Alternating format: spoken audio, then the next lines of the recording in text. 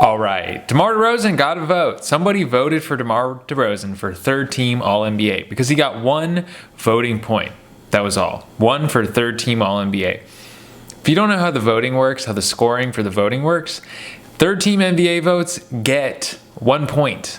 Second team All-NBA votes get 2.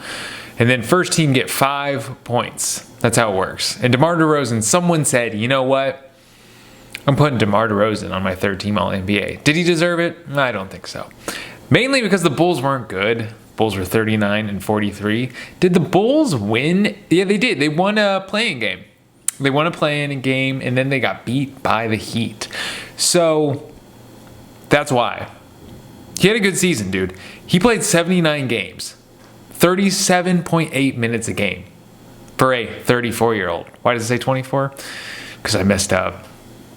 That is really impressive. Again, he's going to be a free agent. I didn't put him on my top free agents list, which I'm embarrassed about because he should have been there. He absolutely should have been there. He just wasn't on the list that I was looking at. He's going to sign like a 3-year deal. I bet. At 34, someone's going to sign him until 37. You think so? I think so. Because who cares? If he's 34, who cares? The dude played 79 games in over 37 minutes a game. It's very impressive for an old guy. He's my age. No, I'm 35. I turned 35 on Thursday. So decent shooting percentage. What do you have? 33% from 3. That's not decent. But he has pretty high usage, though, man. He's DeMar DeRozan. He had the highest usage over Zach LaVine. Again, didn't play very much. And I think he carried the Bulls because Zach LaVine was out. Kobe White played very well, too. But to carry the Bulls like that at 34, I'm sure the guy, whoever voted for him, the girl or guy that voted for him, was probably very impressed by the fact that he played 79 games and played so many minutes, man. Played so many minutes and got the team into the play-in tournament. That's why I think they got to give it to him. He's a higher scorer for all the snubs. We're going to see who the real big-time scorers are. He had 24 points. It's cut off on the edge there, but he had 24 points a game. I just like DeMar, man. I just like him. DeMar DeRozan is a hooper. If you want to know, I'm just a hooper, man. You know, KD kind of says that, it's true. KD likes basketball. He is a hooper. But I think DeMar DeRozan is just as much a hooper. I think Kevin Durant is a hooper, but he also has a dash of something else going on. Do you know what I mean? His mind, his thoughts are preoccupied with things other than basketball. That I don't think that's true about DeMar DeRozan. I think a lot of his focus is on basketball. I'm not saying KD's isn't, but he does think about other things. Had the highest value over replacement for the Bulls, and it wasn't even close. I mean, he was kind of their only really good player. And or guy that's even close to being on an All-NBA or All-Star squad. That's what I'm saying. So, basically, I don't mean to shit on Caruso. I don't mean to shit on Kobe White. Actually, I gotta say, Andre Drummond had a very high value over replacement. He had a very high PER. If you believe in advanced analytics, Andre Drummond is actually still a very incredible player. Best rebounder in the game per minute. Just saying. Was field goal percentage 48% for a guard? That's pretty good, man. That's not bad. Good shooting percentage. We love you, DeMar. 5.3 assists a game. He was out there. Of course he was out there. Bam Adebayo. 71 games played. All right, listen, I know you only had to play 65, and people made a stink about that. To make an All-NBA team, you had to play 65 games. Dude, not crazy. That's not crazy. It's not. That's like you can miss a very large chunk of games.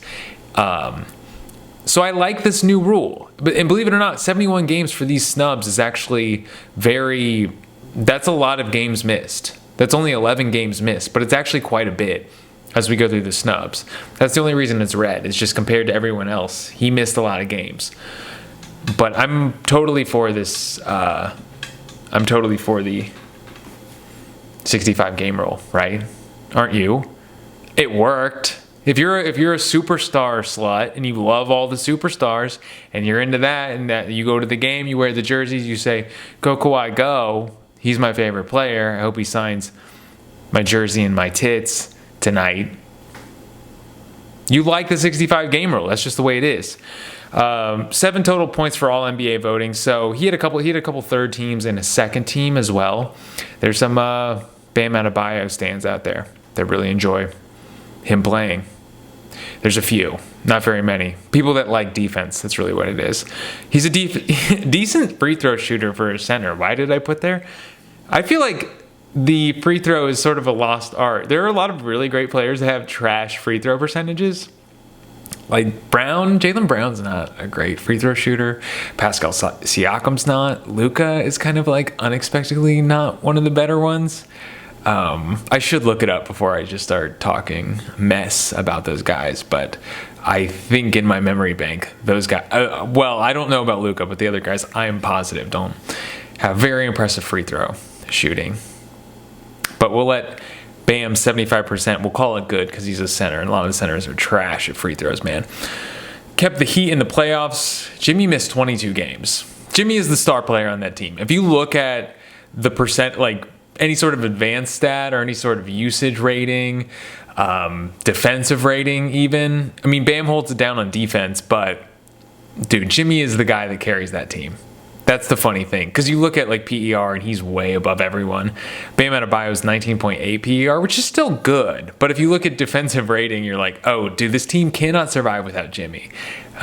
Remember when Pat Riley was saying, hey, Jimmy, stop saying you would have beat all these teams if you were playing. You weren't playing. You weren't there. You didn't beat them. Stop talking.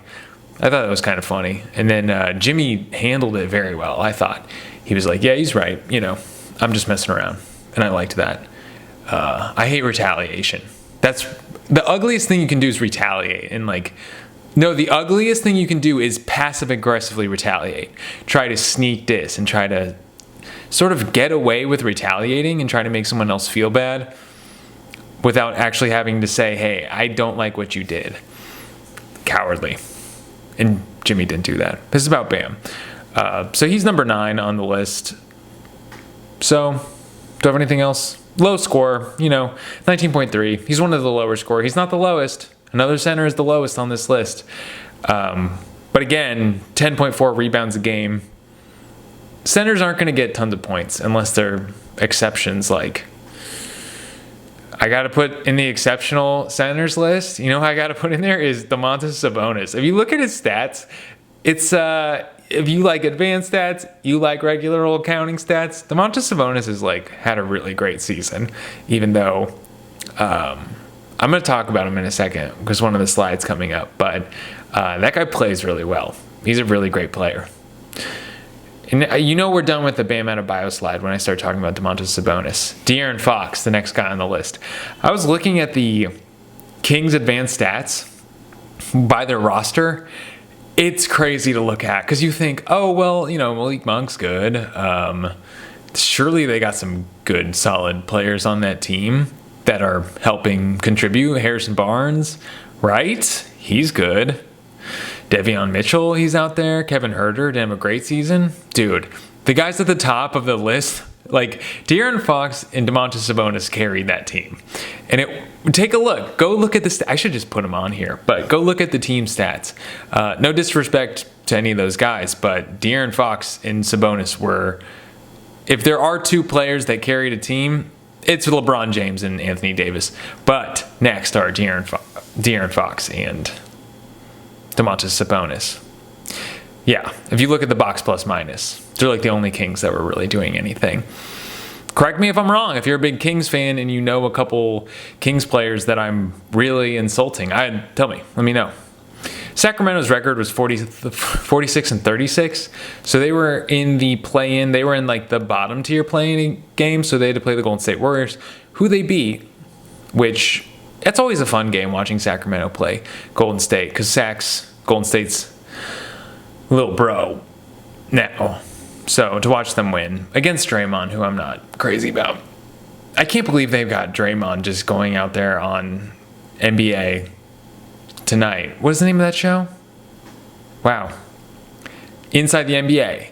They got him going out there just grinding axes. I stole that idiom from Bill Simmons. He said it the other day.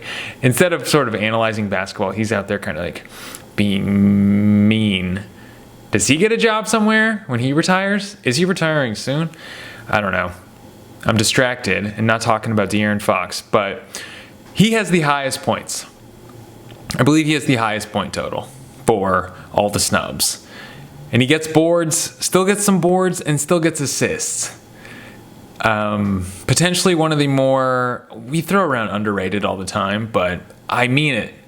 I think De'Aaron Fox, kids should have jerseys of De'Aaron Fox. He's also cool. I like listening to him talk. He seems fun, seems to enjoy the game. Doesn't draw too much attention to himself. Why am I like this? Why do I care if a player has an ego? I don't know. Probably got my own issues going on. Should we move on? He got some Clutch Player of the Year votes again, which I think's kind of funny. I think that's like such a funny award. I think there are too many awards now, especially with the Eastern Conference. The Eastern Conference Finals MVP or Western Conference Finals MVP is such a weird consolation thing to win, right? It feels strange because it's like, hey, here you go. Here's your trophy. You played really well in this series. You won the Eastern Conference Finals. Who cares? Come on. It's weird. Everyone's shooting for the finals. Nobody's happy about winning a conference finals. I mean, you're happy that you had the success, but to look back at it, you want the ultimate goal. Even the in-season tournament, to me, is a little bit weird, isn't it? Isn't it a little bit strange? This is a question for you. Did the All-NBA voting, did the in-season tournament games reflect who made it? Because that would make a lot of sense for LeBron and Anthony Davis both making All-NBA teams on a team that didn't make the hard playoffs. I'm talking about the top 6 teams in a conference. They're also just the Lakers, but can you forgive them a little bit, right? Can you forgive them a little bit because they won the IST?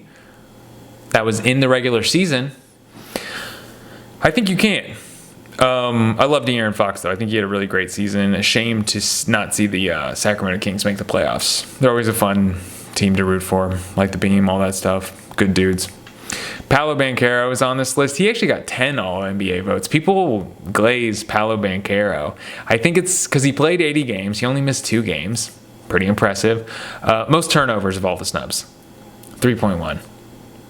Still, it's not a crazy turnover amount. It's not wild, but hey, of all the snubs, had the most turnovers. So, doesn't have the shooting percentage for an All-NBA player. I said it. You can't shoot 72% from the free throw line. Your field goal percentage is 45, which is fine. That's good. But 33%, 33.9% from 3, with the amount of shots that he's taking, I think you have to be a little bit better to be All-NBA. A little bit better, not like a lot better. I'm not saying this guy's a bad player, but I think you have to shoot a little bit better than that to be on an All-NBA team. So I ain't mad about it. That's what I'm saying. He was on one of the articles I read as like, oh, this was a major snub, not Paolo Banchero. I was like, no, it's not. A major snub, there are some major snubs, and Paolo Banchero was not one of them. Franz actually has better advanced stats. Check it out. Believe that. Just about every advanced stat, Franz Wagner, that's how we say German W's. Franz Wagner actually has better advanced stats. But the thing is, he's the best player on a team that finished 5th in any conference. And that's an impressive thing. So, he also gets rebounds, assists, and points. So, I always like that. You're sort of a versatile player, and you deserve All-NBA votes for being versatile and doing every part of the game of basketball. So, number 7's fine. 17.3 PER. That's one of the lower ones. He's not the most efficient player. Hey, what are you going to do? Zion. He only played 70 games. Again, incredible for Zion, playing 70 games. That's really exciting because I like Zion. 22.8 PER. Remember, Banchero 17.3. Remember, the average player in the league. It's a zero-sum game. The average player in the league is 15 PER. Paolo Banchero is not much above the average player in the league. Again, if you believe in the gospel of PER, that's the thing. Zion 22.8. If you believe in the gospel, you think Zion's pretty good, and he should be All-NBA over somebody. We're going to talk about who the guy that has the lowest All NBA points, who made the team, and some people have a problem with. I actually don't. I kind of want to have a problem with this person, but I don't. Kind of high on the turnovers, 2.8. Not Paolo Banchero level, but, and again, gets rebounds, gets points, gets assists. Very utilized player. Most of the offense is coming out of Zion Williamson. Doesn't shoot threes anymore. He used to shoot threes. He'd always have like a couple threes. He was in the there was one season he was shooting about a three a game. He does not shoot them anymore. He shoots 0.03 attempts a game, and makes 0.1 of them. So it's not a terrible 3-point percentage. It's not a good one, but again, it doesn't really matter because he's not shooting them anymore. He used to. Remember his first game? He drilled a three and everyone lost their minds. I think he only played in the second half, but he got 28 points. I'm wrong about this. There's a detail about that Zion's first game that is wrong, and I'd like to be corrected. So Zion isn't a great defender. That's the thing. He actually has a negative defensive box plus minus, negative 1.4, meaning that when he's on the court, the other team scores more than here's what it is. This is what the stat is. Defensive box plus minus is the other team scores 1.4 more points on the Pelicans when he's not on the court, meaning the defense lacks when he's on the court. They're better without him on defense. It's kind of interesting. He received 11 votes, and I'm glad. Good for him. I'd like to see him be good. I'd like to see everyone be good. There is not a player, even Draymond, who I'm not crazy about. I'd like to see him change and be good. And I think those aren't mutually inclusive. I think he would have to change who he is a little bit to be successful in the league again. And I hope he does. Excellent field goal percentage. 57% field goal percentage. It's pretty incredible, man. And that's kind of been his thing, his whole career, right? Is he just gets points in the paint. That's what he does. And as long as he does that, I think he's going to have a career in the NBA.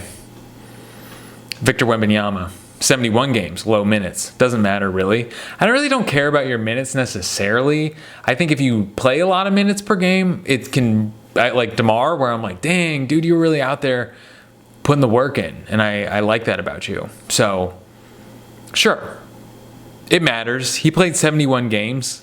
Still plenty to make an All-NBA team. That's like the least amount of criticism of Victor Wembanyama is the minute game stuff, because a lot of that was outside of his control. He led the league in blocks as a rookie.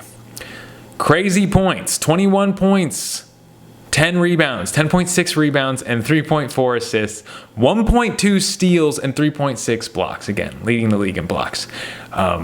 Very amazing stat line. 23.1 PER. That's even higher than Zion. Spurs were really bad, though. And that is why he's not on an All-NBA team. That is it. There is no other reason. His shooting percentages weren't great, but again, they weren't bad. Field goal percentage, 46%. 3-point, he's shooting 5.5 three-pointers a game. I just love the confidence. Shooting 32.5%. It's not good. Pretty good free throw percentage, especially for a big guy. Almost 80%, pushing 80%. I like it. 32% usage, meaning most of the possessions, the offensive possessions for the Spurs, ended with Victor Wembanyama. I'm so excited about this guy, and I think everyone is, to see this guy's potential unfold in his competitive spirit really come to fruition. It's going to be amazing. It's going to be fun. Even if you're not a basketball fan, I think you could get people to be basketball fans if they just watch this guy play against everyone else in the league, because it's a sight, right? I love this guy. He should have been All NBA. If we don't care about losses, we don't care about team records, he should have been second team All NBA. Just looking at the stats, that's not crazy. Rudy got 12. Again, these aren't a lot of voting points. These are sort of like the guys that are real stands for your guys are the guys that I've mentioned so far. The Zion lovers, the Wembanyama lovers. That's what I'm talking about. So these are the guys that are getting like a couple points here and there. I'm going to show you how many points the guys that actually got on all NBA teams. They're like in the hundreds. So none of these guys really deserved an all NBA team except for Victor. I'll stand. I'll stand on that business. Should have a glass of water here, but I'll stand on that. That's what I believe. I don't vote though. I also don't watch every game. You know, I don't watch every game. If someone were to, hypothetically, if someone were to offer you and me a vote, would you take it? Would you be like, yeah, I would like to feel the responsibility of voting for all NBA? You know, I'd like that. I wouldn't. No way. No dice. Not interested. Not interested in that. I don't want that responsibility, especially because it could affect guys' salaries. I think they're going to do away with that. I think they're going to do away with the whole all-NBA, making an all-NBA, making you eligible for a supermax. I don't like it. Bam didn't make the all-NBA, so he's not eligible for a supermax extension. Would he have gotten it? Okay, tangent. Everyone, remember when Klay Thompson didn't get all-NBA and Kemba Walker did?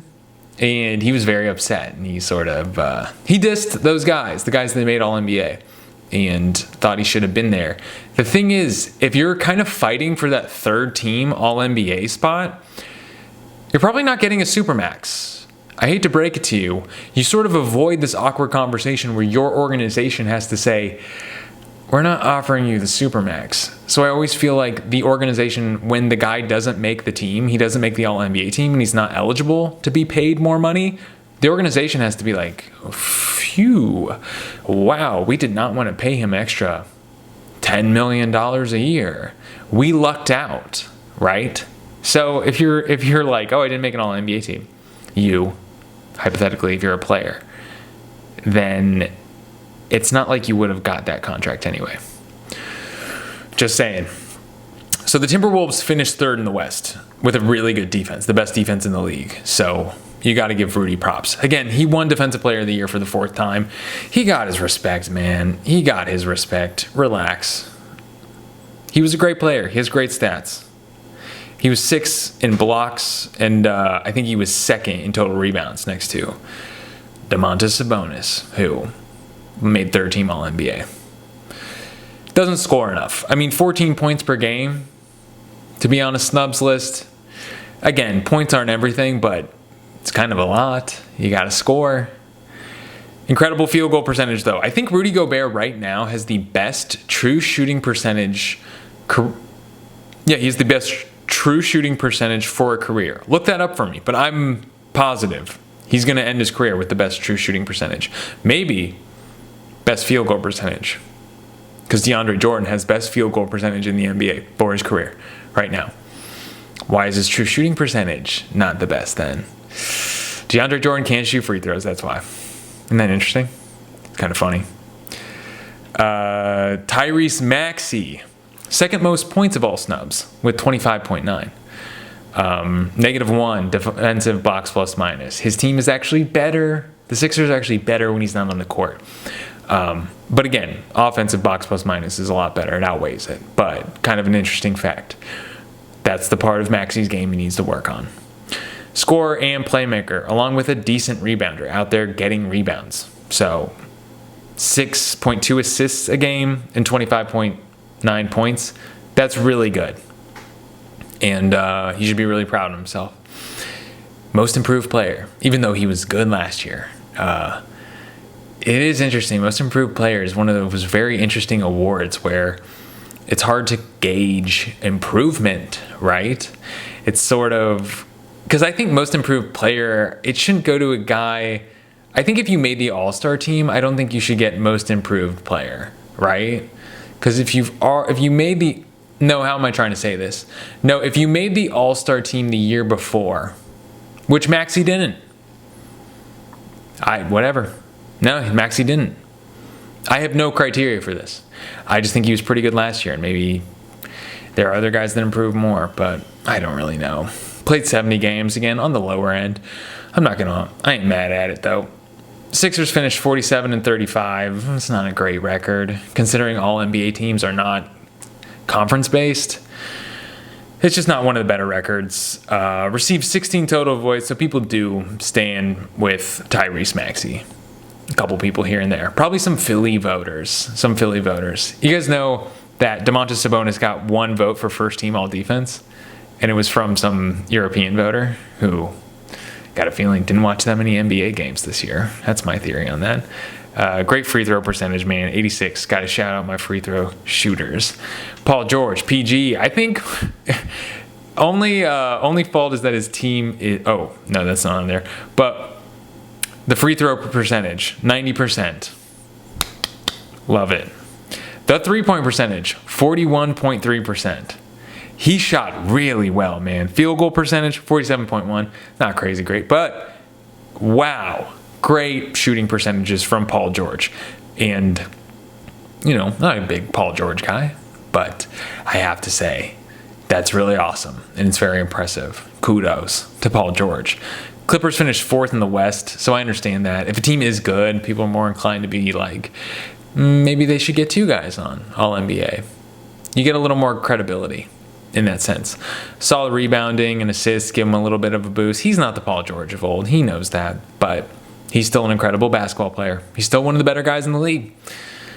Usage was 26.6, meaning 26% of the possessions went to Paul George, which is actually a little bit low for a star player. Kawhi had a much higher percentage. They used him a lot more on offense. So that's something to point out is as much as he was involved in the offense, they weren't going for him with the scoring option as much. 22 points a game, still pretty good. I think voters are kind of tired of him. That's my opinion. I think people like him, but I don't see him making an All-NBA team again just because I think the people that do vote, I think the voting for All-Star might be a little bit different. I think people might be more excited for Paul George. He was an All-Star this year. I think the type of people that the players and the coaches might rock with Paul George a little bit more, but the media members who vote for All-NBA, I think they're just kind of tired of him and they want younger players on All-NBA, which I understand. I wouldn't vote with that in mind. People vote for MVP just because they want to see a different guy get it, which I don't like.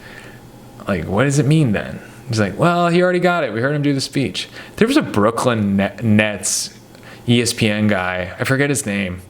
I really didn't like any of the takes he would ever have. But that was his thing. He's like, I'm going to be honest. I want to see a different guy give the speech. I think it'd be pretty cool. It's like, okay, you can feel that way.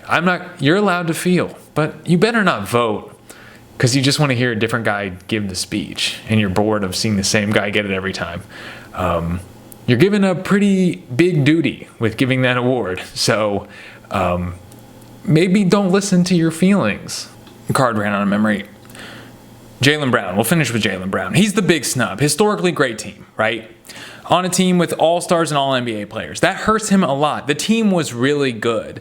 And he would have nights where he was just kind of a glue guy. That was the thing. 23 points a game. Again, it's one of the higher point scorers. Assists, 3.6. Total rebounds, 5.5. He was good. So I understand you have this really exceptionally good team that's way better than the rest of the teams and has a way better regular season. So you want to put 2 of the guys, especially because you have Devin Booker and Kevin Durant, guys from the Suns, in the 6th seed in the West. Not bad. But then you also had the Lakers, who I believe finished with the 8th seed in the West. And you had 2 players making All-NBA from those teams who weren't very good. Meanwhile, the Celtics only get Jason Tatum. But the thing is, the whole team was good. So Devin Booker had better stats. So I'll show you in a bit, but the guy that made All-NBA that had the least amount of votes was Devin Booker.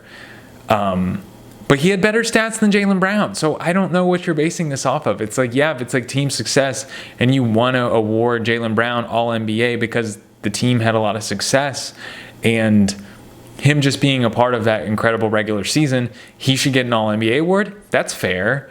But if you're looking at like guys' stats and like what their performance was, Devin Booker should be Devin Booker. So it depends how you want to. I'm not mad at Devin Booker being on it and Jaylen Brown not. It looks weird, especially with how good the Celtics were and with how many duplicate guys from the same team are on All-NBA when the team wasn't that good. I understand. These are individual awards. And in the NBA, we love individuals. We like our guys. It's weird, I know, but that's how it is. Had a great field goal percentage. Almost to 50. Almost made 50% of his field goals. Played 70 games, so a little bit lower.